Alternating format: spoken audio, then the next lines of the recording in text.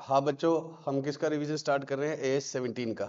Revision का मतलब क्या है कि हम फास्ट करेंगे, बट एक भी क्वेश्चन बुक का नहीं छोड़ेंगे और कोई भी कॉन्सेप्ट हम छोड़ेंगे नहीं। तो इसका रिवीजन का मतलब क्या है, आपको प्रॉपर समझ में आएगा, आप टेंशन मत लो, और ये एग्जाम डे के काम आएंगे आपके। बिजनेस सेगमेंट, अब पहले बताओ ये 17 सेगमेंट रिपोर्टिंग क्या चाहता है? ये बोलो।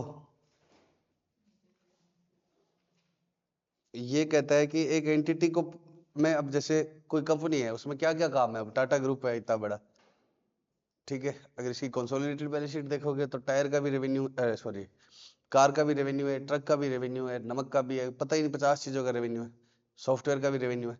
तो हमें पता तो रहना चाहिए कि ये बिजनेस आखिर करता क्या क्या है। बोलो, जेके क्या बेचता है? टायर भी, सीमेंट भी, पेपर भी। तो अलग अलग किन किन जगह से कितना कितना हमें क्या आता है, बिजनेस होता है, ये हमें बताना चाहिए। पक्का? तो A17 सेगमेंट रेवेन्यू ये बताना चाहता है कि एक बिजनेस में किन किन जगह से कैसे कैसे बिजनेस आता है। तो ये कहता है कि सबसे पहले आपको अपने बिजनेस को दो पार्ट से सेगमेंट में डालना है, या तो बिजनेस सेगमेंट बना दो या क्या कर दो, जियोग्राफिकल सेगमेंट। बिजनेस सेगमेंट का मतलब मोटा मोटा बिजनेस वाइज, जो मैंने आपको एग्जांपल दिया, जैसे टाटा का होटल अलग है, कार अलग है, ट्रक अलग है, ये सब चीजें, ठीक है, सॉफ्टवेयर अलग है। और जियोग्राफिकल एरिया वाइज मतलब इंडिया में अलग, यूएसए में अलग। तो आपको अपना एक प्राइमरी चुनना पड़ेगा। प्राइमरी का मतलब क्या? प्राइमरी सेगमेंट किसको चुनेंगे, या तो बिजनेस को, तो अपने आप ऑटोमेटिकली सेकेंडरी क्या हो जाएगा, जियोग्राफिकल। और सेकेंडरी किसको चुनते हो, अगर प्राइमरी किसको चुन लेते हो, जियोग्राफिकल, तो सेकेंडरी क्या हो जाता है, बिजनेस। अब प्राइमरी सेगमेंट आपको कैसे चेक करना होगा वो अभी हम आगे पढ़ेंगे, कि किसको प्राइमरी चुने, किसको सेकेंडरी चुने। लेकिन पहले एक इसकी डेफिनेशन देता है कि बिजनेस सेगमेंट कैसे बन सकता है या जियोग्राफिकल सेगमेंट कैसे बन सकता है। बिजनेस सेगमेंट का मतलब एक distinguishable component of the enterprise of an enterprise that is engaged in providing individual product or services or group of related product or services that is subject to risk and return that are different from other business segment। तो उस कैसे distinguishable, मतलब distinguish कैसे करना है, product और services जिनका risk और रिवॉर्ड डिफरेंट है, किससे, दूसरे बिजनेस सेगमेंट से। तो जैसे HUL है, बोलो। तो HUL क्या बेचता है? कॉस्मेटिक्स भी और खाने का भी सामान भी। तो खाने का सामान क्या है कि रिस्क रिवॉर्ड अलग होंगे, किससे, कॉस्मेटिक्स से, तो वो हो सकता है अपना अलग बनाए, इसके बेसिस पे, बिजनेस सेगमेंट के बेसिस पे बनाए तो। पक्का? अब फेस वॉश 3 तरह के आते हैं, ये कील मुंह से दूर कर देगा, ये गोरा कर देगा, करना किसी ने कुछ नहीं है। या शैम्पू 5 तरह के आते हैं, तो वो क्या है, related group of related product और सर्विसेज है, सबके रिस्क रिवॉर्ड एक जैसे ही होते हैं। तो ग्रुप ऑफ रिलेटेड प्रोडक्ट का बना लो, चाहे कैसे बना लो, एक एक प्रोडक्ट का, ठीक है। तो अब ऐसे HUL एक एक फेस वॉश का अलग अलग थोड़ी बनाएगा कि ये वो, तो क्या करता है, ये ग्रुप ऑफ रिलेटेड प्रोडक्ट और सर्विसेज का बना लेगा। तो रिस्क और रिवॉर्ड क्या होने चाहिए, अलग, किससे, दूसरे प्रोडक्ट और सर्विसेज से, या दूसरे रिलेटेड प्रोडक्ट और सर्विसेज से। तब हम क्या बनाएंगे, बिजनेस सेगमेंट। अब कैसे कैसे बना सकता है, नेचर ऑफ प्रोडक्ट, ये तो मैंने आपको एग्जांपल दे ही दिया, नेचर ऑफ प्रोडक्ट और सर्विसेज। बोलो, TCS बिल्कुल अलग है, सॉफ्टवेयर बनाता है, और कार क्या है, बिल्कुल अलग है। नेचर ऑफ प्रोडक्शन प्रोसेस के बेसिस पर आप बिजनेस सेगमेंट कर सकते हो, जैसे मशीन मेड और हैंडमेड। बोलो, पापड़ कैसे बनते हैं, मशीन से भी और हैंड से भी। कपड़ा कैसे बनता है, मशीन मेड और हैंडमेड। टाइप्स और क्लास ऑफ कस्टमर, एक आपका एलीट क्लास ऑफ कस्टमर है जो टाटा की सफारी खरीदता है, एक मेरे जैसा गरीब है जो टाटा का नैनो खरीदता है, हाँ बोल रहे हैं, ठीक है। तो types of class of customers क्या है, अलग अलग है, चाहे क्या है, प्रोडक्ट सेम है। Method use to distribute the product, method use to distribute the product का मतलब आप सीधा किसको बेच देते हैं, रिटेलर, होलसेलर को, होलसेलर आगे किसको बेचता है, रिटेलर को। हमारा रिस्क खत्म हो गया जैसे हमने होलसेलर को बेच दिया। और दूसरा, हम खुद रिटेल करते हैं अपने शोरूम खोल के, जैसे जूडियो है, या ये क्या है, रिलायंस ट्रेंड्स है, ये डायरेक्ट खुद रिटेलिंग कर रहे हैं या होलसेलरों के थ्रू कर रहे हैं, समझ गए। तो ये क्या हो गया, method use to distribute. Nature of regulatory environment, जैसे बैंकिंग और इंश्योरेंस के ऊपर अलग अलग लॉ लगते हैं। पब्लिक यूटिलिटी मतलब इलेक्ट्रिसिटीज वालों पर अपना क्या लगता है, अलग एक्ट। तो नॉर्मल एंटिटीज पर तो क्या लगता है, कंपनीज एक्ट। मेरी एक कंपनी है फाइनेंस की और एक कंपनी की है नॉर्मल और कोई काम करने वाली। तो बैंकिंग पर तो क्या लगता है, RBI के रेगुलेशंस लगते हैं फाइनेंस वाले पर, और बाकियों पर ये लगते हैं। तो इसके हिसाब से भी आप अलग अलग बना सकते हो। जियोग्राफिकल सेगमेंट बनाना है, तो अगर आपको कैसे बनाना है, जियोग्राफिकल, आपको प्रोडक्ट वाइज बनाना है या जियोग्राफिकल बनाना है, वो हम बात करेंगे। लेकिन बनाना अगर आपको प्राइमरी क्या है, बिजनेस, तो इन बेसिस पे बना सकते हो। ये दीज आर जस्ट एग्जाम्पल्स, ठीक है। और जियोग्राफिकल बनाना है तो क्या होगा, आप इन बेसिस पे बना सकते हो। ठीक है, तो जियोग्राफिकल, अब छोटे मोटे नोट आ जाए कि बिजनेस सेगमेंट को क्या बोलोगे। तो बिजनेस सेगमेंट का मतलब क्या है, एक डिस्टिंग्विशेबल कंपोनेंट जो इंडिविजुअल प्रोडक्ट और सर्विसेज दे रहा है या ग्रुप ऑफ रिलेटेड प्रोडक्ट और सर्विसेज दे रहा है जिन प्रोडक्ट और सर्विसेज का रिस्क और रिवॉर्ड डिफरेंट है दूसरों से। और यहाँ क्या बोलोगे, प्रोवाइडिंग प्रोडक्ट और services with in a particular economic environment, किसी एक पर्टिकुलर इकोनॉमिक इन्वायरमेंट में काम कर रहा है। ठीक है, और वो इकोनॉमिक इन्वायरमेंट क्या है, दूसरों से क्या है, अलग है। Subject to risk and reward different from those of मतलब अदर कंपोनेंट्स के, those of components operating in other economic environment.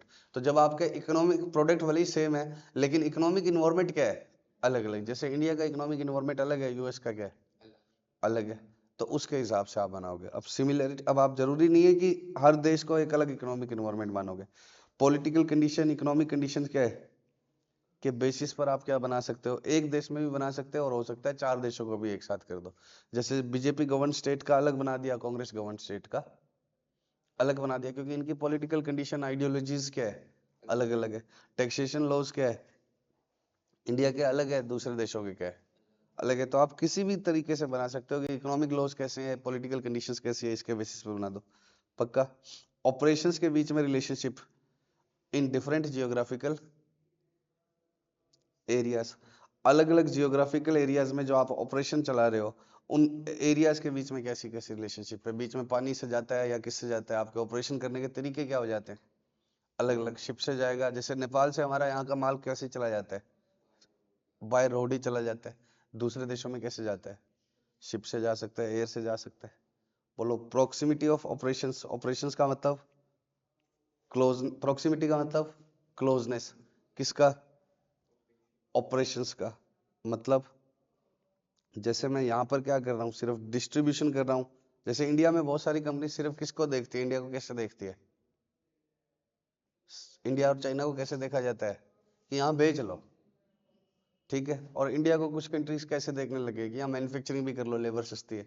लेकिन इंडिया से रिलेशन खराब क्यों नहीं करते लोग, मार्केट बड़ा है। तो इंडिया चाइना के ऑपरेशंस अलग है, यहाँ पर सेल करना चाहते हैं हम, या लेबर सस्ती है तो मैन्युफैक्चरिंग करना चाहते हैं, लेकिन बाकी काम हम क्या करना चाहते हैं, R&D अपना कहीं और रखना चाहते हैं। तो इस बेसिस पे स्पेशल रिस्क किसी पर्टिकुलर एरिया का, वो कुछ भी हो सकता है। जैसे इंडिया का रिस्क क्या है, यहाँ की गवर्नमेंट बदल जाती है तो रूल्स रेगुलेशन बहुत जल्दी चेंज हो जाते हैं। ठीक है, जापान का रिस्क क्या है, वहाँ अर्थक्वेक ज्यादा आते हैं। किसी भी एरिया के अंदर, तो अगर एरिया वाइज रिस्क इन 4 देशों का सेम है, जैसे इंडिया पाकिस्तान और हमें क्या है, गवर्नमेंट स्टेबल नहीं है, रेगुलेशंस इतने स्टेबल नहीं है, लीनियंट नहीं है गवर्नमेंट की पॉलिसीज बिजनेस वालों के लिए, कंट्रोलिंग इन्वायरमेंट ज्यादा है। तो अलग अलग तरह के क्या हो सकते हैं risk. Exchange control regulations, India ने क्या बना रखे हैं, स्ट्रिक्ट एक्सचेंज कंट्रोल बना रखे हैं कि पेप्सी को क्या बोल रखा है कि आप यहाँ पर कमा लो, लेकिन क्या है, इंडिया से बाहर नहीं ले जाना, क्योंकि हमारा पैसा इंडिया से बाहर चला जाएगा। इतनी पेप्सी हम पी जाते हैं तो सारा पैसा ही किसके पास चला जाएगा। तो उनको बोलते हैं कि इधर इतना परसेंट तो यहाँ वापस ही क्या करना पड़ेगा, री इन्वेस्ट। दूसरे देश ऐसा नहीं लगाते, या जो जो देश इस तरह के रेगुलेशंस लगाते हैं उनका एक जियोग्राफिकल सेगमेंट हो गया, बाकियों का अलग। अंडरलाइन करेंसी रिस्क का मतलब क्या है कि करेंसी कितनी फ्लक्चुएट होती है, ये तो कंट्री के रेगुलेशंस है, और ये क्या है, करेंसी कितनी फ्लक्चुएट होती है, कि किसी देश की जैसे जिम्बाब्वे की करेंसी बहुत ही क्या है, ऊपर नीचे होती रहती है, स्टेबल नहीं है। तो जिन देशों की करेंसी स्टेबल नहीं है उनका अलग बना दिया, बाकियों का अलग बना दिया। तो आपको ये कह रहा है कि बिजनेस सेगमेंट आप इन तरह से बना सकते हो, बट ये इतनी सी एग्जॉस्टिव लिस्ट नहीं है। जियोग्राफिकल सेगमेंट इन तरह से बना सकते हो, बट ये कोई एग्जॉस्टिव लिस्ट नहीं है, ये आइडिया दे रहा है। तो अगर आ जाता है शॉर्ट नोट, तो बिजनेस सेगमेंट क्या होता है, तो क्या लिखोगे, that is engaged in providing goods or services or related goods or services that are subject to risk or reward that are different from other components of that। ऐसे इसमें क्या लिख दोगे, इकोनॉमिक एनवायरमेंट अलग अलग है दोनों का। ठीक है, अब ये रेवेन्यू और इनकी जरूरत क्यों पड़ेगी, क्योंकि इनकी डिस्क्लोजर है। तब वापस आता हूँ इनकी डेफिनेशंस पर। पक्का। अब आपको क्या देखना है कि आपका डोमिनेंट सोर्स ऑफ रिस्क क्या है, dominant source and nature of risk and reward ज्यादा किससे हिट होता है। अगर प्रोडक्ट से ज्यादा हिट होता है तो प्राइमरी सेगमेंट क्या बना देना आप, बिजनेस। और अगर एरिया से ज्यादा हिट होता है तो क्या बना देना, जियोग्राफिकल बना देना। तो आपको किससे देखना है, आपका डोमिनेंट मुख्य source of risk and reward कहाँ से होता है, मुख्य source of risk and reward. जैसे अब मैं कोचिंग बेच रहा हूँ, तो एक तो मेरा फेस टू फेस चल रहा है और एक क्या चल रहा है, ऑनलाइन। तो मैं ये क्या कर सकता हूँ, बिजनेस सेगमेंट बना सकता हूँ अलग। मैं ये क्या कर सकता हूँ, बिजनेस सेगमेंट बना सकता हूँ अलग अलग, कि ऑनलाइन का रिस्क अलग है और इसके अलग है। और यही क्या है, मान लो कि 3 जगह हमारी ब्रांचेज होती है फेस टू फेस, जैसे दृष्टि और है, तो इनके क्या है, अलग अलग तरह के जियोग्राफिकल एरिया वाइज बन जाएंगे। यूपी बिहार के लोगों को आईएएस का क्रेज बहुत ज्यादा होता है और वहाँ पर रेगुलेशंस भी अलग है। खान सर भी वहाँ पर है तो वहाँ का कंपटीशन अलग है, और राजस्थान का क्या है, अलग है। तो वो बिजनेस के हिसाब से बनाएंगे, सॉरी, जियोग्राफिकल एरिया के हिसाब से बनाएंगे। मैंने कोचिंग कोचिंग का एग्जांपल दे दिया कि एक क्या है, बिजनेस भी बना सकता है और एक क्या बना सकता है, जियोग्राफिकल। तो ये कैसे पता लगेगा, वो आप जिस ऑर्गेनाइजेशन में हो उसी से पता लगेगा। ठीक है, आप जिस ऑर्गेनाइजेशन में हो उसी से क्या लगेगा पता, कि ये मुख्यतः कैसे है इसके रिस्क रिवॉर्ड। ऑनलाइन के अलग है और फेस टू फेस के अलग है, तब अलग वाइज, और एरिया वाइज अलग अलग है, तो क्या होगा, एरिया वाइज। तो आपको किससे तय करना होगा, बोलो। If the risk and reward are affected predominantly by differences in product, तो प्राइमरी क्या हो जाएगा, बिजनेस, और सेकेंडरी क्या हो जाएगा, जियोग्राफिकल। पक्का। और कंट्रीज या एरिया से होता है तो प्राइमरी क्या हो जाएगा, प्राइमरी रिपोर्टिंग सेगमेंट क्या हो जाएगा, जियोग्राफिकल, सेकेंडरी वो हो जाएगा। और जनरली ये कैसे पता लगता है, इंटरनल फाइनेंशियल रिपोर्टिंग कैसे होती है बोर्ड ऑफ डायरेक्टर्स को या सीईओज को। मैं अंबानी हूँ, मुंह गोबर जैसे, कोई बात नहीं, मैं अंबानी हूँ, ठीक है, और मेरे पास क्या है, रिपोर्ट ऐसे आती है, इंडिया, यूएसए, या टाटा हूँ, ठीक है, टाटा के 80 से ज्यादा देशों में ऑपरेशन है, तो इंडिया यूएसए ऐसे ऐसे आती है। तो मैं ऐसे मंगवा रहा हूँ, कोई मेरा पर्पज होगा। तो मुख्यतः मैं फिर कैसे सोच रहा हूँ, जियोग्राफिकल एरिया वाइज। और मैं कैसे मंगवाता हूँ, कार का इतना, इसका इतना, इसका इतना, तब क्या होगा, सॉफ्टवेयर वाइज इतना कार का, तो बिजनेस। तो ये आपको आइडिया कैसे लगेगा कि सीओडीएम या बड़े बोर्ड ऑफ डायरेक्टर्स के लोग किस तरह से अपने सबऑर्डिनेट स्टाफ से जो लगाए हुए हैं उस तरह से करते हैं। जैसे कुछ कंट्रीज में देखोगे आप, ये इंडिया का हेड है, कुछ कंट्री में ये देखोगे कि, कुछ कंपनीज में ये देखोगे कि ये कार का हेड है। उन्होंने अपने बिजनेस को मैनेज करने के लिए क्या करना पड़ता है, जैसे अब मैं बिजनेस चला रहा हूँ तो क्या है, मैनेज करने के लिए कुछ कुछ चीजें क्या है भाई, अपना छोटा सा काम है इसलिए क्या कर दिया, हमारा आईटी हेड कौन है, सक्षम हो गया। मार्केटिंग हेड किसको बना दिया आज, वर्चिता को, कि ये देखेगी। तो ये सब क्या है, अलग हो गए ना। तो वैसे मतलब समझाने के लिए बोल रहा हूँ मैं, कि ये मार्केटिंग देखेगी, ये कौन देखेगा, ये आईटी देखेगा। ठीक है, नोट्स को कौन देखेगा, गणेश जी। तो ये सब अलग अलग बना रहे मैंने। तो अब मैं, ये तो अपना तो एक ही जगह काम है ना, बिजनेस है ना, सेगमेंट ही नहीं है। जब काम ही एक हो तो क्या सेगमेंट करें, नालायक। लेकिन समझो बड़े लेवल पर कैसे होता है वो, अगर अपने स्टाफ को कैसे मैनेज करना पड़ जाते हैं। इंडिया का हेड, यूएस का हेड, तो उसका पक्का वो कैसे मीटिंग करता होगा, अंबानी एक एक स्टाफ से थोड़ी बात करता होगा। वो कहे इंडिया हेड आ जाओ, तो मतलब क्या है, जियोग्राफिकली ज्यादा उसके रिस्क रिवॉर्ड, मतलब dominant source of risk reward कहाँ से है, जियोग्राफिकली। अगर अगर अगर वो क्या बोलता है कि कैसे आ जाओ,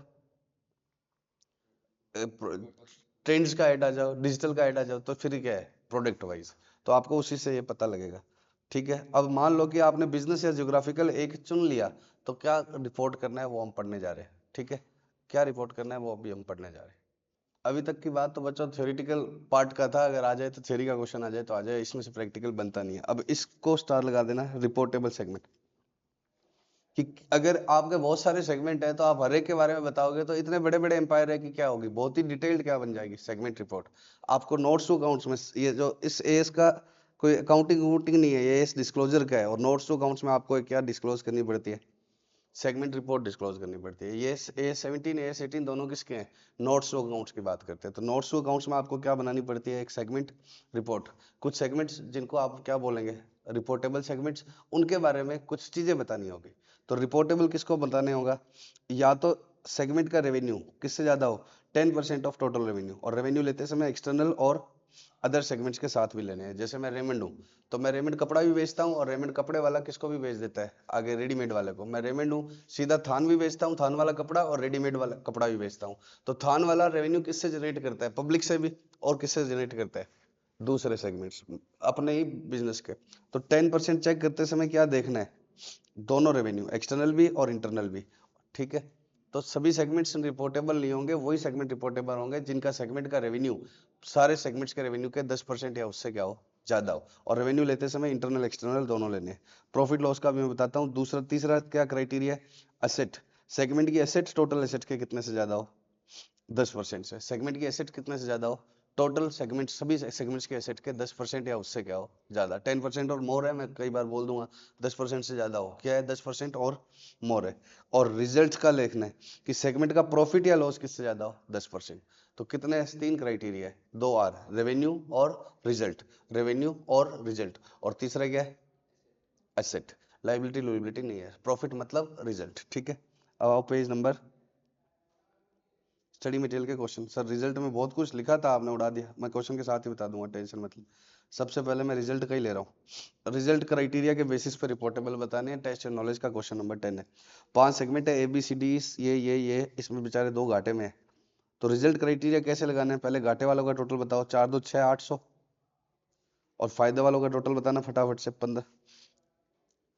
रिवीजन कर रहे हैं बेटा, टोटल कैलकुलेटर से करो फटाफट, कैलकुलेटर से कर दो, ऐसे मैं भी कर सकता हूँ दिमाग लगा के।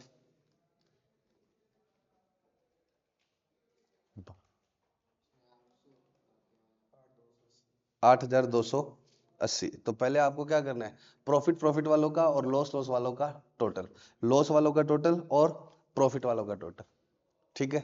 अब इसमें से जो हायर आ जाए उसको चुन लेना। हायर क्या आ गया, 8,280। ये जरूरी नहीं है प्रॉफिट वाला ही चुनना है, कौन सा चुनना है, जो हायर आ जाए, जो हायर आ जाए, पक्का।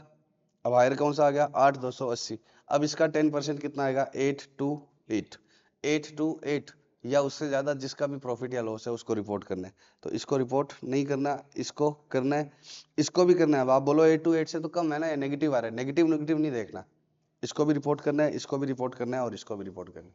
तो क्या करना है, पहले प्रॉफिट प्रॉफिट वालों का टोटल, फिर लॉस लॉस वालों का टोटल, फिर उन दोनों का हायर, फिर उसका 10%, जो जो 10% या उससे ज्यादा है इरिस्पेक्टिव ऑफ ब्रैकेट, उनको रिपोर्ट करना है। तो ये 828 से कम है, बाकी सारे 828 से क्या थे, ज्यादा थे, तो उनको रिपोर्ट करना है। ये है प्रॉफिट क्राइटेरिया। सेम डिट्टो कौन सा है, ये 9th है, कर लेना अपने आप से। सर तीनों में से रिपोर्टेबल बनना चाहिए, तीनों में से कोई एक, तीनों में से कोई भी एक क्राइटेरिया पूरा कर दिया, रेवेन्यू, रिजल्ट या एसेट, तो रिपोर्टेबल है। अब यहाँ टोटल करके दिया हुआ है, मैंने जानबूझ के ये ढूंढा, नहीं तो तुम्हारे भरोसे रहूं तो ये पागल हो जाओ। कितना हो गया, 160। 160 का तो 10% कितना होता है, 16। तो 16 से ज्यादा वाले कौन से, 1 2 3 4, 16 भी होता तो भी रिपोर्टेबल होता। तो 4 तो इसी क्राइटेरिया से आगे। अब पी क्यू आर एस आगे किसी भी क्राइटेरिया से रिपोर्टेबल नहीं आए तो भी हमें क्या करना है, रिपोर्ट करना है। इसमें अब बताओ, तीसरे वाले में 900 का 10%, 90, ये आ गया रिपोर्टेबल, पक्का। अब मुझे तो चाहिए टी कहीं रिपोर्टेबल आ रहा है या नहीं, क्योंकि पी क्यू आर एस तो ना भी आए तो भी रिपोर्टेबल बन नहीं गए, कोई भी एक क्राइटेरिया पूरा हो जाना चाहिए। इसमें बताओ लॉस लॉस का टोटल कितना हो गया, 200, प्रॉफिट का टोटल 50 ही है, तो 200 का 10% कितना हो गया, 20। कौन सा, ये रिपोर्टेबल आ गया और ये रिपोर्टेबल आ गया। तो सारे के सारे सेगमेंट किसी ना किसी में क्या है, रिपोर्टेबल है। तो हर सेगमेंट की क्या बनेगी, रिपोर्ट बनेगी, हर सेगमेंट की क्या बनेगी, रिपोर्ट, पक्का। सारे के सारे सेगमेंट किसी ना किसी में क्या है, रिपोर्टेबल है, पक्का। समझ गए क्या, अब सुनना ध्यान से। मैनेजमेंट चाहे तो अपनी इच्छा से क्या कर सकता है, किसी को क्या कर सकता है, रिपोर्टेबल डिक्लेयर कर सकता है, पक्का। कौन कर सकता है, मैनेजमेंट। मैनेजमेंट का डिस्क्रिशन है कि 10% से कम है तो भी क्या कर दो, तीनों क्राइटेरिया में से किसी में मीट नहीं हो रहा तो भी वो चाहे तो किसी भी सेगमेंट को रिपोर्ट है, उसको लग रहा है कि क्या है, ये सेगमेंट आगे जाके तरक्की करेगा, ये सेगमेंट हमारा क्या है, एम्बिशियस सेगमेंट है। जैसे रिलायंस है, तो उसके अगर मान लो पहले साल रेवेन्यू बेसिस पर चेक करें तो जियो वाला क्या है, रेवेन्यू तो था ही नहीं, बोलो। तो वो उसका एम्बिशियस प्रोजेक्ट था, तो वो उसको क्या कर सकता है, रिपोर्टेबल। मैं एग्जांपल दे रहा हूँ कि अगर आपको लगता है किसी भी वजह से हमें रिपोर्ट करना है इसको, तो कर दो, हमें क्या दिक्कत है, हमको तुम एस में से कम मत करो, ज्यादा मर्जी भले ही करो रिपोर्टेबल। और दूसरी बात क्या है, अगर एक सेगमेंट प्रीवियस ईयर में रिपोर्टेबल था, किस वजह से, मैनेजमेंट की वजह से नहीं, 10% क्राइटेरिया की वजह से प्रीसीडिंग पीरियड में रिपोर्टेबल था, तो इस साल में वो रिपोर्टेबल रहेगा, नॉट विथस्टैंडिंग चाहे इस बार वो रिपोर्टेबल नहीं रहा। जब पिछली बार रिपोर्टेबल था, इस बार उसको क्या करना है, रिपोर्ट, ताकि मैचिंग हो जाए, ठीक है। सेगमेंट रिपोर्ट भी, नोट्स टू अकाउंट्स भी कैसे बनते हैं, करंट ईयर और प्रीवियस ईयर। तो if segment was reportable in last year but this year this segment is not, बोलो, reportable due to quantitative threshold, और प्रीवियस ईयर में मैनेजमेंट की डिस्क्रिशन की वजह से नहीं, क्वांटिटिव थ्रेशोल्ड की वजह से अगर रिपोर्टेबल था तो इस बार भी बताना पड़ेगा, पक्का। और कोई इस साल में रिपोर्टेबल हुआ है, आज पहली बार ही कोई रिपोर्टेबल हुआ है, तो इस बार तो करना ही करना है, और इसका लास्ट ईयर का भी अलग से प्रेजेंट करना है, उसका लास्ट ईयर का भी क्या करना है, अलग से प्रेजेंट। तो कोई सेगमेंट इसी बार बड़ा हुआ है तो उसका भी लास्ट ईयर से अलग से प्रेजेंट करना है, अगर इम्प्रैक्टिकेबल ना हो। पिछले साल का डेटा आपने संभाला हुआ नहीं है, क्योंकि पिछली बार ये छोटा सा था तो इसके बारे में अलग से डिटेल, और आपके पास रेवेन्यू और के बारे में डिटेल नहीं है, मिक्स कर दिया किसी में, जो आज की डेट में ना बराबर चांस है। बड़ी कंपनीज किससे चलती है आजकल, सॉफ्टवेयर। नेक्स्ट, ये तो पुराने लिखे हुए हैं ना, बहुत पुराने। इंडिया टेक्नोलॉजी में बहुत ज्यादा एडवांस कब हुआ है अभी, तभी तो मेरे जैसे टीचर आपको मिले। उसके बाद इफ टोटल एक्सटर्नल रेवेन्यू कितने के, दाल मत निकाल। इफ, बकवास कर रहा हूँ बच्चों, ठीक है।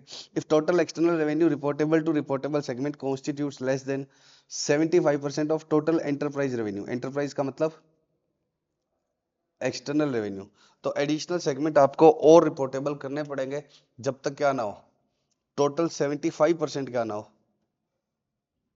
रिपोर्टेबल ना हो। इसका मतलब समझना ध्यान से।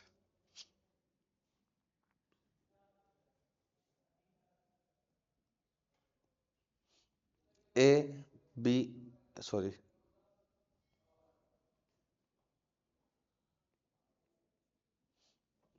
ए बी सी ऐसे सेगमेंट, ठीक है। इंटरनल रेवेन्यू, एक्सटर्नल रेवेन्यू, 100, 50,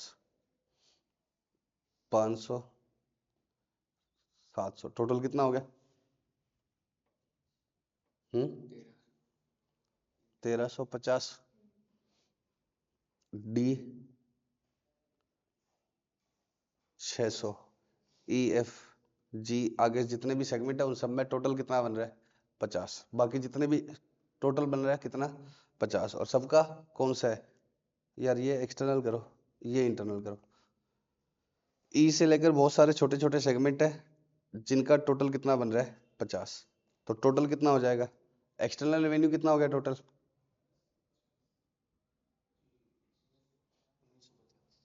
1950, और इसको कर दिया मैंने 650। तो एक्सटर्नल का टोटल कितना हो गया? 2000 करना है मुझे। इनका 100 कर लो, इन छोटे छोटे सेगमेंट्स का कितना कर लो? 100। तो ये कितना हो गया? 2000। और इसका कर लो 500, तो टोटल कितना हो गया? 2500 हो गया। तो अब आप रिपोर्टेबल कैसे चेक करते हो? इंटरनल और एक्सटर्नल दोनों देख के 2500 का 10% कितना हो गया? 250 हो गया। तो 250 की वजह से कौन कौन से रिपोर्टेबल हो गए? A B C D. आगे वाले रिपोर्टेबल नहीं है। बोलो, आगे छोटे छोटे सेगमेंट है जिसमें किसी में 15 है, किसी में 20 है, टोटल मिला के कितना आ रहा है? 100। कौन कौन से रिपोर्टेबल हो गए? A B C D, total कितने हो गए? 4। पक्का? तो पहला रेवेन्यू क्राइटेरिया लगाना है तो इंटरनल को देखना है या इंटरनल प्लस एक्सटर्नल दोनों को देखना है? अब एक और क्राइटेरिया चेक करना है कि टोटल एक्सटर्नल रेवेन्यू का, एंटरप्राइज रेवेन्यू बोलते हैं किसको हम? एक्सटर्नल रेवेन्यू का 75% करो। वो कितना है? कितना? 1500। तो क्या 1500 इनमें रिपोर्टेबल हो गया है नहीं? एक्सटर्नल रेवेन्यू 1500 रिपोर्टेबल हो गया है नहीं? जो हमने रिपोर्टेबल चुने हैं उन्हीं में से ही 1500 रिपोर्टेबल हो गया है नहीं? 100, 500, 700, 600 कितना हो गया? 1900 रिपोर्टेबल हो गया, तब तो ठीक है। अब मैं इसको क्या करता हूँ? चेंज, ठीक है। इस 700 को मैं क्या कर देता हूँ? इतना समझ में आ गया ना तुम्हें? 700 को मैं किस में कर देता हूँ?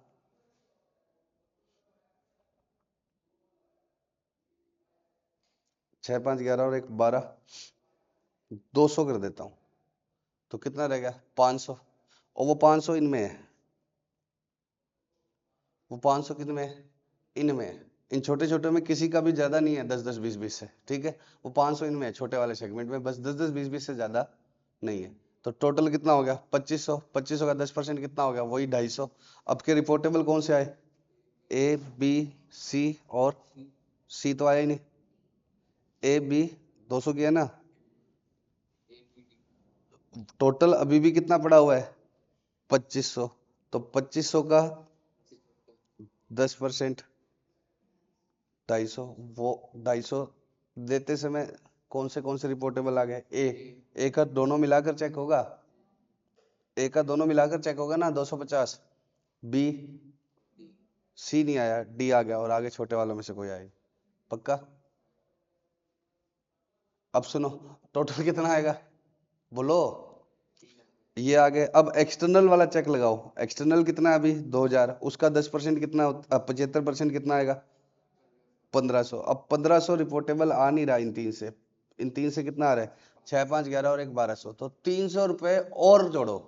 कोई सा जोड़ो, भले ही सी जोड़ो, भले ही इन छोटे सेगमेंट में से जोड़ो, बट इतने और जोड़ो, इतने और जोड़ो कि टोटल कितना और रिपोर्टेबल हो जाए 300 और रिपोर्टेबल हो जाए। इतने और जोड़ो कि टोटल और कितना रिपोर्टेबल हो जाए 300। समझ रहे हो क्या? तो आपको इतना तो बताना ही बताना है अपने शेयर होल्डर को कि एंटिटी बाहर से, अपने वाले को नहीं, बाहर वालों से 75% धंधा लाती कहां से है। आपको कम से कम इतना बताना है कि एंटिटी बाहर वालों से कितना 75% धंधा कहां से लाती है। तो पहले तो 3 क्राइटेरिया कौन से है? रेवेन्यू, रिजल्ट और एसेट। इन दोनों में तो कोई दिक्कत ही नहीं है। रेवेन्यू में क्या देखना है, इंटरनल प्लस एक्सटर्नल लगा के 10% चेक करना है। लेकिन बाद में क्या करना है, टोटल एंटिटी का रेवेन्यू, सिर्फ कौन से वाला, एक्सटर्नल का 75% निकाल लो। और क्या वो इन तीनों में से जो भी सेगमेंट रिपोर्ट हुए हैं उनमें एक्सटर्नल रेवेन्यू 75% आ गया? आ गया है तो वेल एंड गुड, नहीं आया तो क्या है, और जोड़ो till the time external revenue 75% of external revenue gets reported. Clear हो गया? पक्का? समझ गए ना ये बात? अब देखो 13th हो जाएगा, 14th हो जाएगा, 12th एक जैसे कराना पड़ेगा, 11th कर लेना आप। ठीक है, 11th कर लेना। और ये चेक जरूर करना, बच्चे क्या है 10% वाला क्राइटेरिया लगा के आ जाते हैं, 75% वाला बताना ही भूल जाते हैं, तो वो बताना है। 10th हो जाएगा, 9th हो जाएगा, एक जैसा ही है। ठीक है, अब हमें वो बातें करनी है जिसपे कम पूछा गया, जो मैं ऊपर छोड़ के चला गया था, कि रेवेन्यू का 10% रिपोर्ट तो करना है, बट रेवेन्यू का मतलब क्या है? तो रेवेन्यू का मतलब क्या है, डायरेक्टली एट्रीब्यूटेबल रेवेन्यू और allocated revenue on reasonable basis और revenue from transaction with other segments. Direct revenue, attributable revenue और revenue from transactions with other segment. पहला समझ रहे हो आप? मान लो कि हमने समर्थ में बिजनेस सेगमेंट बना रखे हैं, एक 11 12th और एक सीए। ठीक है, क्यों फाउंडेशन क्यों 11 12th प्लस सीए, इंटर की क्लास चल रही है, फाउंडेशन क्यों बना 11 12th और सीए। अब कुछ बच्चे सिर्फ 11 12th में ही आते हैं, कुछ बच्चे केवल किस में आते हैं, सीए में। लेकिन कुछ पेरेंट्स आकर कहते हैं कि सारी फीस एक साथ बता दो और सीए बना के निकाल देना। ठीक है, तो उनको अलोकेट तो कर ही सकता हूँ मैं 11 12th में और किस में, सीए में। तो एक बार वापस बोल रहा हूँ, सेगमेंट रेवेन्यू में क्या लेना है, एक तो डायरेक्ट रेवेन्यू, मेरे सेगमेंट क्या बने हुए समर्थ में 11 12th और सीए। जो बच्चे 11 12th में आए वो डायरेक्ट रेवेन्यू है 11 12th का, जो केवल सीए करने है वो डायरेक्ट रेवेन्यू है किसका, सीए का। कुछ बच्चों के पेरेंट्स क्या देंगे, सारे पैसे एक साथ देंगे, तो वो किसका रेवेन्यू है बोलो। 11 12th और सीए दोनों में बांट सकते हैं ना, डायरेक्टली एलोकेबल है ना, है तो दोनों का ही रेवेन्यू, बस एक साथ देंगे। मान लो कि इसकी फीस 20,000 है, इसकी फीस 30,000 है, वो 48 देंगे, तो 2:3 के रेशियो में बांट लूंगा। इस सेगमेंट का कुछ हो जाएगा, इस सेगमेंट का अलग हो जाएगा। और अदर सेगमेंट के साथ मैंने रेवेन्यू वाला एग्जांपल आपको दिया ही था। ठीक है, उसके बाद में हमारा 11 12th का किस में नहीं हो सकता, सीए में, अदर सेगमेंट के साथ नहीं हो सकता। रेवेन्यू में क्या नहीं लेना, एक्स्ट्रा ऑर्डिनरी आइटम जो आप एस 5 में पढ़ोगे, जो क्लियरली डिस्टिंक्ट होती है ऑर्डिनरी एक्टिविटी से। इंटरेस्ट और डिविडेंड को क्या नहीं लेना, सेगमेंट का रेवेन्यू लेना, ये इन्वेस्टमेंट डिपार्टमेंट का रेवेन्यू होता है, ना कि इन्वेस्टमेंट की वजह से होता है, ना कि बिजनेस का रेवेन्यू। लेकिन अगर आपका डिपार्टमेंट ही क्या है, फाइनेंस नेचर का है, तो तब क्या है, आपने एक सेगमेंट बनाया ही क्या हुआ है, जैसे टाटा फाइनेंस एक कंपनी है, तो उसने अपनी कंसोलिडेशन में टाटा फाइनेंस को भी एक सेगमेंट बनाया हुआ है, तब इंटरेस्ट और डिविडेंड फाइनेंस के में आ जाएगा। अदरवाइज मैं समर चला रहा हूँ 11 12th और सीए में से कुछ पैसे बच गए और उसकी एफडी खरीद ली, तो क्या होगा, वो इंटरेस्ट किसी भी सेगमेंट में नहीं आएगा। उसके बाद में गेन सेम, ये तो क्या है, इन्वेस्टमेंट का होल्डिंग गेन है, ये तो किसका है, इन्वेस्टमेंट्स के होल्डिंग गेन। और ये क्या है, बेचने के गेन। ठीक है, gain on sale of investments. Extinguishment of debt का मतलब क्या है, किसी लाइबिलिटी को कम पैसे पर डिस्चार्ज करना, तो वो किसी सेगमेंट का रेवेन्यू नहीं है। अब एक्सपेंस में भी सेम वही है, क्या होगा, डायरेक्टली एक ही सेगमेंट का रेलेवेंट। अब जैसे 11 12th और सीए के ऊपर हम किराए को, इलेक्ट्रिसिटी बिल को क्या कर सकते हैं, बांट सकते हैं। तो पहला क्या है, डायरेक्ट एक्सपेंस। अच्छा, एक्सपेंस क्यों बढ़ रहा है, रेवेन्यू तो क्राइटेरिया था, क्योंकि रिजल्ट क्या होता है, रिजल्ट क्या होता है, रेवेन्यू माइनस एक्सपेंस, इसलिए एक्सपेंस पड़ रहे हैं। कि रिजल्ट क्राइटेरिया है ना, वो कैसे आएगा, रेवेन्यू माइनस एक्सपेंस।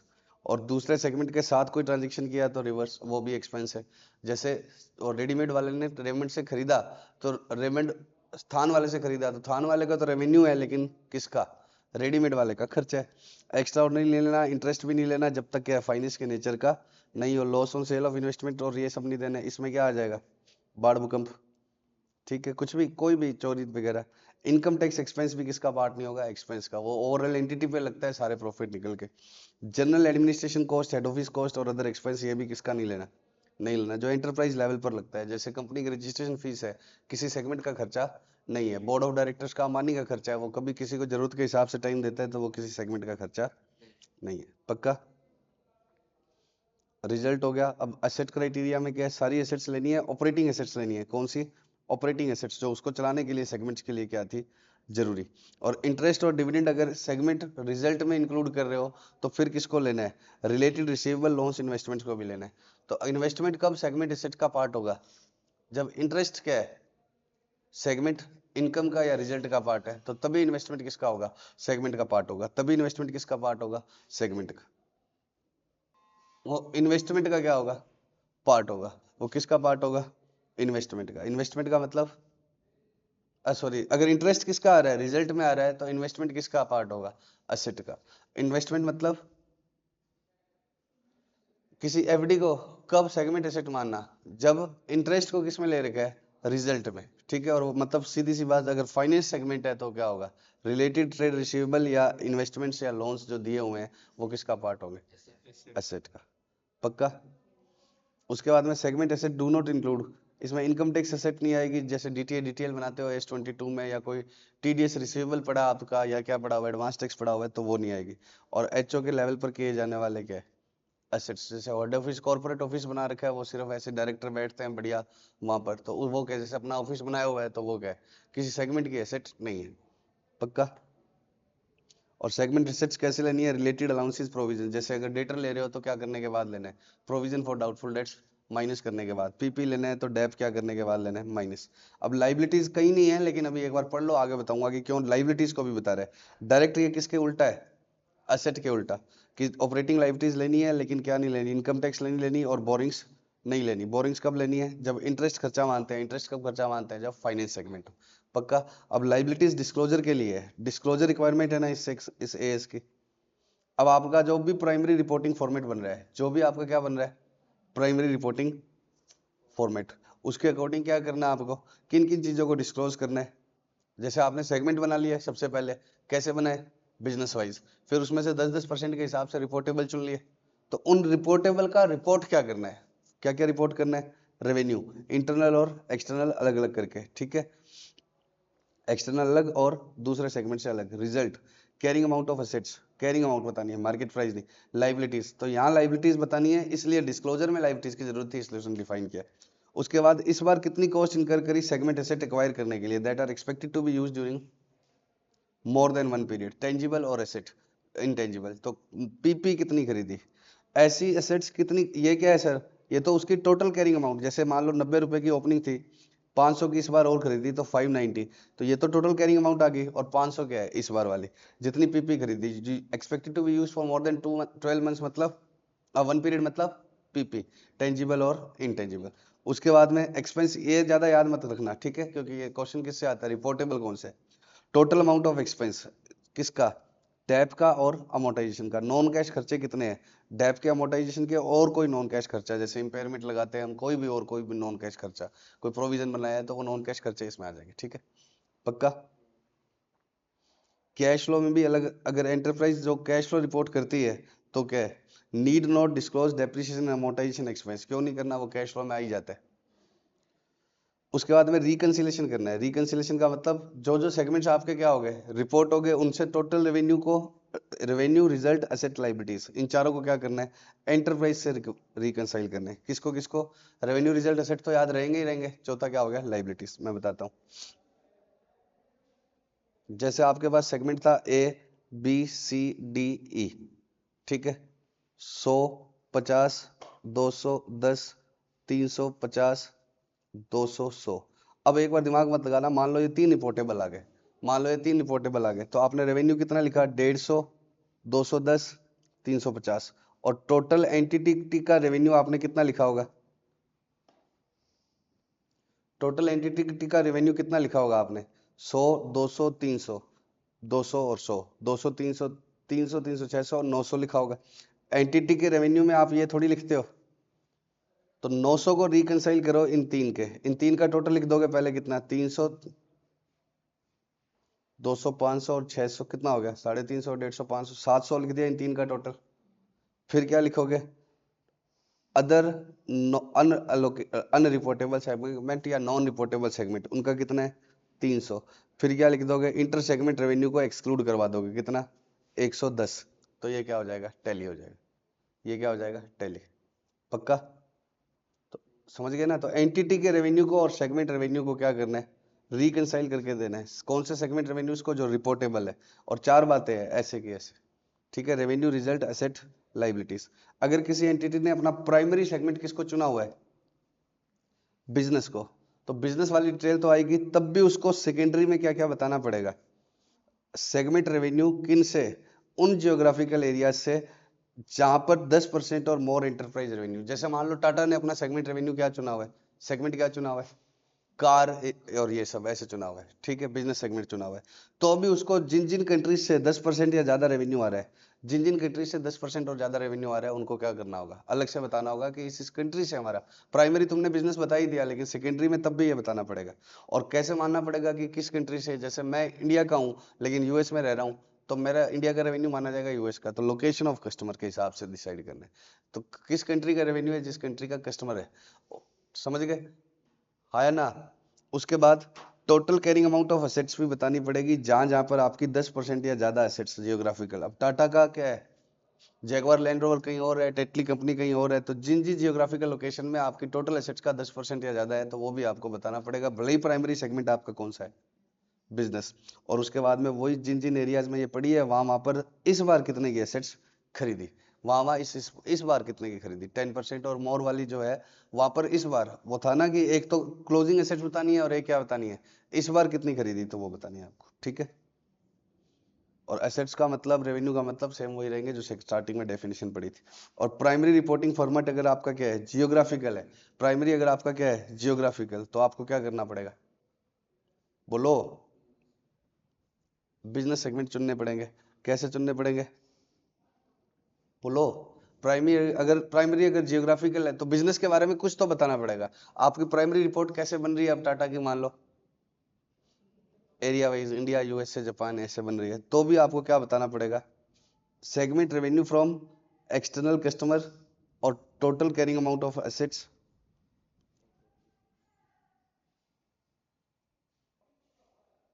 और टोटल कॉस्ट इनकर्ड। ये कहां पर? जिन जिन सेगमेंट्स में आपकी क्या है? 10% ऑफ टोटल एसेट्स है। जैसे मान लो कि मेरे प्राइमरी रिपोर्ट तो मैंने क्या बनाई हुई है? India, USA, geographical wise. अब मेरे को ये पता है कि कार में मेरी कितनी है? 10% से ज्यादा सेल, 10% या उससे ज्यादा एसेट है, तो उसके बारे में आपको ये 3 बातें और बतानी पड़ेगी। तो प्राइमरी के साथ सेकेंडरी के बारे में भी कुछ ना कुछ बताना पड़ेगा। अब इसका क्वेश्चन करते हैं। इलिस्ट्रेशन टेस्ट और नॉलेज क्या हो? क्वेश्चन नंबर 8 पे। पीके लिमिटेड है, इसका बिजनेस सेगमेंट क्या है? प्राइमरी है। लेकिन इसके प्रोडक्ट इंडिया, यूएस और यूके में बिकते हैं। इंडिया में कितना बेचता है? 70%। यूएसए में कितना बेचता है? 25%। और यूके में कितना बेचता है बचा हुआ? तो कितना रह गया? 5%। कितना रह गया? 5% रह गया। तो बताओ, ये कह रहा है कि जियोग्राफिकल की जो सेकेंडरी रिपोर्ट बनाएगी, उसको किसका बताना पड़ेगा? स्पीके limited as part of secondary required to disclose segment revenue from export sales where such sales are not significant. तो आप क्या बोलोगे? 10% वाले तो बताने ही पड़ेंगे ना। प्राइमरी बिजनेस भी बना लो तो भी क्या है? प्राइमरी आप क्या बना लो, बिजनेस बना भी लो, तो भी जहां से रेवेन्यू 10% से ज्यादा आ रहा है, तो वो बताने पड़ेंगे। तो कौन से बताने पड़ेंगे? इंडिया का और यूएसए का। यूके का बताना जरूरी नहीं है, ये इसमें थ्योरी में लिखा हुआ है। अब जब आप एक सेगमेंट से दूसरे सेगमेंट को क्या बेचते हैं? गुड्स बेचते हैं। तो सेलिंग प्राइस पब्लिक को मान लो 100 का 125 कर रहे हो और दूसरे सेगमेंट को 110 करा हुआ है, तो चलेगा? यस चलेगा, कोई दिक्कत की बात नहीं है। लेकिन ये कंसिस्टेंटली फॉलो होना चाहिए, नहीं तो आप हर साल रिपोर्टेबल सेगमेंट दाएं बाएं करने के चक्कर में ऐसा नहीं कर रहे होने चाहिए, तो भी चलेगा। जरूरी नहीं है कि तो पब्लिक दूसरे सेगमेंट को मैं कितने पर बेच रहा हूँ? Cost less 10%। और वैसे मार्केट प्राइस कितना है, 25% ऑफ कॉस्ट, तो ये करेक्ट है या नहीं है? हाउएवर whichever policies followed ये इसको डिस्क्लोज करना है और कंसिस्टेंटली अप्लाई करना है। इन द गिवन केस ये चलेगा, करेक्ट है अगर ये कंसिस्टेंटली क्या होता है, फॉलो होता है। इलिस्ट्रेशन 3 है, इसमें 3 सेगमेंट्स की एसेट दे रखी है। पहले की कितनी है, टोटल 10 है, 2, 3 और 5, और इनके अंदर क्या इंक्लूड है, डेफर्ड टैक्स एसेट्स। तो 10% वाला क्राइटेरिया कैसे लगाओगे, 2, 3 और 5 में से क्या माइनस कर दो, 2 में से ये आधा, 3 में से ये वाला 0.4 और ये, तो इन सबका टोटल क्या बच जाएगा, 8.8। ये माइनस करके के बाद अब 8.8 तो टोटल हो गया, और 2 वाला कितना हो गया, 2 माइनस आधा कितना हो गया, 1.5 हो गया। तो अब चेक करना है कि किससे ज्यादा है, 10%, क्योंकि सेगमेंट एसेट्स में क्या नहीं लेना होता, टैक्स एसेट्स नहीं लेनी होती, और ये कह रहा है टैक्स एसेट इंक्लूड करके बता रहा हूँ, तो पहले तो क्या कर दो, इन सब में से टैक्स एसेट्स माइनस कर दो, और टोटल में से भी माइनस कर दो, फिर इस टोटल का 10% अप्लाई करो। बाकी क्राइटेरिया दे ही नहीं रखे, सिर्फ असेट क्राइटेरिया से आंसर कर सकते हो। ठीक है, पक्का क्या बच्चों? इलिस्ट्रेशन 5th कर रहा हूँ मैं स्टडी मटेरियल का। माइक्रोटेक लिमिटेड ने प्रोड्यूस की बैटरीज किसके लिए, स्कूटर, कार, ट्रक्स के लिए, और special batteries for inverters and UPS. ठीक है, इन्वर्टर मतलब समझते ही हो, और यूपीएस कंप्यूटर में लगा करते थे, पावर सप्लाई जब खत्म हो जाती थी। और ये रोड पर चलने वाले हैं सारे साधन, और ये कौन से है, ऑफिस के यूज के लिए। तो ये कह रहा है कि कितने बिजनेस सेगमेंट इसको बनाए जाए, तो ये कह रहा है कि 2 ही बनाने चाहिए, ऐसे स्कूटर, कार, ट्रक की अलग नहीं करनी, ऑटोमोबाइल्स और इन्वर्टर एंड यूपीएस, क्योंकि इनके रिस्क रिवॉर्ड अलग है। जैसे स्कूटर, कार और ट्रक की बैटरी कब खत्म हो जाएगी, जब रोड की कंडीशंस के हिसाब से स्कूटर की भी वैसे हिट होगी और जैसे कार की होगी। भाई सड़कें अच्छी बनी हुई है तो क्या होगा, ये बैटरियां लंबी चल जाएगी, और सड़कें खड्डे में है तो क्या है, बोलो। इंडिया का क्वालिटी ऑफ ऑटोमोबाइल्स कहाँ तक है, गवर्नमेंट की पॉलिसीज क्या है, कि गवर्नमेंट रूल बना देती है कि इतने टाइम के बाद इन बैटरी को बदलना ही होगा, क्योंकि रिस्क हो जाता है किसके में, ट्रकों में और में। तो गवर्नमेंट के हिसाब, और बैटरीज किसकी, इन्वर्टर होगी, यूपीएस की किससे हिट होती है, देश की पावर कंडीशन क्या है, स्टैंडर्ड ऑफ लिविंग कैसे है।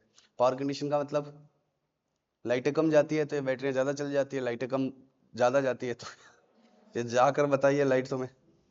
बच्चों ये जानबूझ के मोटू क्या करता है, पंगे करता है। जैसे मैंने बोला पावर कंडीशन, लाइट चली जाएगी। अब बताओ यूपीएस का और या इन्वर्टर का यूज, लाइफ ज्यादा हो जाएगी अगर क्या है, देश की पावर कंडीशन अच्छी है, और बेकार है तो लाइट जल गई थी जैसे अभी इसने बंद करके दिखाया, तो क्या होगा, बोलो। यूपीएस का रिस्क और पावर कंडीशन का इनका कोई कारों के जैसे थोड़ी होगा, लाइट चलेगी तो कार की अलग है सिस्टम। कार का रिस्क कैसे है, सड़क की कंडीशन, गवर्नमेंट पॉलिसीज, और यूपीएस का, इन्वर्टर का कैसे है, power condition. Standard of living का मतलब क्या है, लोग किस तरह से रहते हैं। अगर लैपटॉप ही है लोगों के पास तो क्या है, यूपीएस की उतनी लाइफ नहीं होगी, अगर मॉनिटर है तो यूपीएस की लाइफ क्या होगी, ज्यादा होगी। तो इन सबके हिसाब से कह रहा है कि 2 ही बनाने हैं, कार, स्कूटर को, ट्रक को अलग अलग करने की जरूरत नहीं है, और इन्वर्टर और यूपीएस को अलग करने की जरूरत नहीं है, क्योंकि इन दोनों के रिस्क किससे होते हैं, पावर कंडीशन और स्टैंडर्ड ऑफ लिविंग से। हमारा बच्चों लास्ट क्वेश्चन रह गया, कौन सा, illustration 4। Prepare a segmental report for publication in diversifiers limited for the from the following details. अब इसमें 3 सेगमेंट है, shop division, bright bar division और फिटिंग डिवीजन। शॉप डिवीजन क्या करती है, ब्राइट बार को भी बेचती है, लोकल सेल भी करती है, एक्सपोर्ट सेल भी करती है। ये फिटिंग को बेचती है और एक्सपोर्ट करती है, ये सिर्फ क्या करती है, एक्सपोर्ट। तो इन दोनों की इंटरनल भी है और एक्सटर्नल भी है, इसकी केवल क्या है, एक्सटर्नल। और उसके बाद में कुछ खर्चे दे रखे हैं, प्री टैक्स ऑपरेटिव प्रॉफिट्स, तीनों के अलग अलग। एचओ की कॉस्ट इन पे एलोकेट करी है। उसके बाद में interest cost, fixed assets, net current assets, long term liabilities. अब बताओ, सबसे पहले इसने तीनों का क्या लिख दिया, सेगमेंट रेवेन्यू। कैसे, एक्सटर्नल, एक्सपोर्ट और एक्सटर्नल अलग अलग कर दिया, टोटल कर दिया, और उसके बाद में इंटरनल भी। तो ये सेगमेंट रिपोर्ट ऐसे बनती है, पहले तीनों का क्या कर दो, बोलो, रेवेन्यू। तीनों रिपोर्टेबल सेगमेंट का क्या लिख दिया इसने, रेवेन्यू। अब इसने ये चेक नहीं करवाना आपसे कि ये रिपोर्टेबल है या नहीं है, ये कह रहा है रिपोर्टेबल है, आप बस क्या बनाओ, सेगमेंट रिपोर्ट बनाओ। तो तीनों का क्या लिखना होता है, मैं रेवेन्यू, याद करो सेगमेंट रिपोर्ट में क्या क्या लिखना था,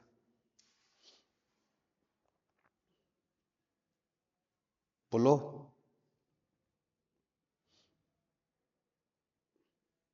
revenue, result, carrying amount segments की, लाइबिलिटीज। तो ये 2 P&L के आइटम है, रेवेन्यू, रिजल्ट। ये 2 किसकी है, याद रखने के बोल रहा हूँ, बैलेंस शीट की, एसेट और लाइबिलिटीज। और ये 2 क्या है, मतलब ये नॉन फिक्स एसेट से रिलेटेड है, कि इस बार कितने की फिक्स एसेट्स खरीदी और उसका डेप अमोर्टाइजेशन। और डेप अमोर्टाइजेशन याद करते क्या आ जाएगा, नॉन कैश एक्सपेंस याद आ जाएगा कि डेप अमोर्टाइजेशन भी नॉन कैश है। तो दो क्या है, आर P&L की आइटम, रेवेन्यू और रिजल्ट। दो क्या है, बैलेंस शीट की एसेट और लाइबिलिटीज। दो किसकी, फिक्स एसेट्स की, इस बार कितने की खरीदी और उसका डेप और अमोर्टाइजेशन। और एक क्या है, अदर नॉन कैश। तो ये इसमें से बताने हैं। तो पहले इसने क्या बताया, रेवेन्यूज बताए। अब इसको रिकंसाइल करना होता है किससे, एंटिटी के रेवेन्यू से। तो एंटिटी का रेवेन्यू ये आएगा कौन सा वाला, सिर्फ एक्सटर्नल। तो इसको वापस एलिमिनेशन वाले कॉलम में से हटा दिया, वापस क्या कर दिया, हटा दिया। रेवेन्यू के बाद दूसरी चीज क्या बतानी थी, रिजल्ट। क्वेश्चन में दे रखा है सीधा सीधा, कोई खास बात है ही नहीं, रिजल्ट दे ही रखे हैं तीनों के। बोलो, उसको किससे रिकंसाइल करना होता है, एंटिटी के रिजल्ट से। तो एचओ एक्सपेंस 144 आएंगे। एलोकेट थोड़ी होता है हेड ऑफिस के एक्सपेंस, उसने एलोकेटेड करके दे रखे हैं। हेड ऑफिस के एक्सपेंस किसी सेगमेंट के एक्सपेंस मानते ही नहीं, अभी बताया था तुम्हें मैंने एक्सपेंसेस में। तो हेड ऑफिस के एक्सपेंस सेगमेंट के नहीं मानते, इसलिए इनका तीनों का क्या कर दिया इसने, टोटल। तो ये कर दिया। ऐसे इसने इंटरेस्ट एक्सपेंस का भी क्या कर दिया, टोटल। इंटरेस्ट को एक्सपेंस सेगमेंट का तभी मानते हैं जब क्या है, सेगमेंट फाइनेंस नेचर का हो। तो ऐसा कुछ लिखा नहीं है। तो ये तो पहले सेगमेंट के रिजल्ट आ गए जिनमें क्या नहीं चार्ज हो रखे, एचओ के एक्सपेंस और इंटरेस्ट। इसमें तो सेगमेंट के ऑपरेटिंग खर्चे चार्ज हो रखे हैं ना रिजल्ट निकालने के लिए। तो इंटरेस्ट तो किसी सेगमेंट में मानते ही नहीं है, एचओ वाले किसी सेगमेंट में मानते ही नहीं है। तो सेगमेंट प्रॉफिट्स को किससे रिकंसाइल करना है, एंटिटी के प्रॉफिट से। याद है ना। देखो ये तो हर सेगमेंट का क्या करना है, डिस्क्लोज। और फिर रिकंसिलेशन किसका किसका था, सेगमेंट के रेवेन्यू का, रिजल्ट का, एसेट का और लायबिलिटीज का। चार चीजों को रिकंसाइल करना था ना। तो अभी ऊपर उसने किसका रिकंसिलेशन बना दिया, रेवेन्यू का। ये किसका बना दिया, रिजल्ट का। अब असेट्स दे रखी है क्वेश्चन में सीधी सीधी, किसकी, सेगमेंट्स की। फिक्स्ड एसेट्स, करंट एसेट्स, ये लिख दी। और ये किसकी है, एसेट्स, एचओ की। तो ये किसकी लिख दी, सेगमेंट्स की फिक्स्ड और करंट एसेट्स। और उसके बाद में एचओ वाली और जोड़ दी, तो एसेट का हो गया। लाइबिलिटी सेगमेंट की दे रखी है, एचओ वाली और जोड़ दी, तो ये किसका भी हो गया, लाइबिलिटीज का। अब इसका प्राइमरी सेगमेंट क्या है, एरिया वाइज है या प्रोडक्ट वाइज है, तो बिजनेस सेगमेंट है। इसने प्राइमरी सेगमेंट कौन सा बना रखा है, शॉप बार फिटिंग ये बना रखा है ना, बिजनेस सेगमेंट बना रखा है। तो अब क्या बनाना पड़ेगा, सेकेंडरी। अगर प्राइमरी बिजनेस वाइज भी हो तो भी आपको क्या करना होता है, अगर प्राइमरी बिजनेस वाइज हो तो सेकेंडरी में आपको 10% या ज्यादा रेवेन्यू जिन कंट्रीज से हो वहां पर क्या है बताना पड़ता है ना। तो ये सेकेंडरी रिपोर्ट बनाते समय इसने क्या दे दिया, होम सेल्स। होम सेल्स का मतलब जो एक्सपोर्ट नहीं थी, इंडिया की थी, डोमेस्टिक सेल्स ये वाली 90। फिर एक्सपोर्ट कहाँ कहाँ पर था, रवांडा में, और इसका पता नहीं किस देश में था, और इसका मालदीव्स में। रवांडा, मालदीव्स और इस डिवीजन का ये दे दिया 6795, पक्का। लेकिन ये एक्चुअली किसका देना होता है, 6795 टोटल सेल होगी। अब उसका 10% से ज्यादा वाली कंट्रीज का, तो सिर्फ किसका देना होता है, 6795 का 10% आ गया 679.5। तो इससे ज्यादा वाला का देना था तो सिर्फ इसका ही देना था। लेकिन क्या है, इसने वैसे बता दिया जियोग्राफिकल। टेस्ट ऑफ नॉलेज का 8th किया था ना, उसमें बोला था यूके वाले का मत करो, क्योंकि एक में 70 था और एक में कितना था, 25। तो दूसरे में, तीसरे वाले का नहीं करना था। उसका आंसर यही है, तीसरे का नहीं करना। इसमें भी सिर्फ सेगमेंट सेकेंडरी रिपोर्ट में अगर रेवेन्यू उसी कंट्री से बताना होता है जहाँ 10% या ज्यादा हो। लेकिन अब इसने बना दिया तो बना देना। Love you, thank you so much, bye bye.